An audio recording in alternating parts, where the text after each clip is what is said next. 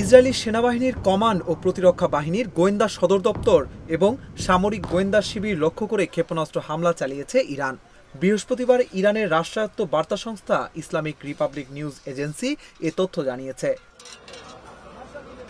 ইসরায়েলের সামরিক এই ঘাঁটিগুলো বের শেভায় গাম ইয়াম টেকনোলজি পার্কের ভেতরে অবস্থিত বলে উল্লেখ করা হয়েছে IRNA এর প্রতিবেদনে। হামলার পর বিস্ফোরণে পার্শ্ববর্তী সোরোকা হাসপাতাল ক্ষতিগ্রস্ত হয়েছে। তবে IRNA জানিয়েছে হাসপাতালটি ক্ষেপণাস্ত্রের সরাসরি লক্ষ্য ছিল না। সেনাবাহিনীর অবকাঠামোই ছিল হামলার সরাসরি লক্ষ্যবস্তু। সোরোকা হাসপাতালের পাশেই একাধিক ভবনে আঘাত হেনেছে ইরানের ক্ষেপণাস্ত্র। হাসপাতালটি বর্তমানে গাজায় সামরিক অভিযানে আহত সেনাদের চিকিৎসায় ব্যবহৃত হচ্ছে।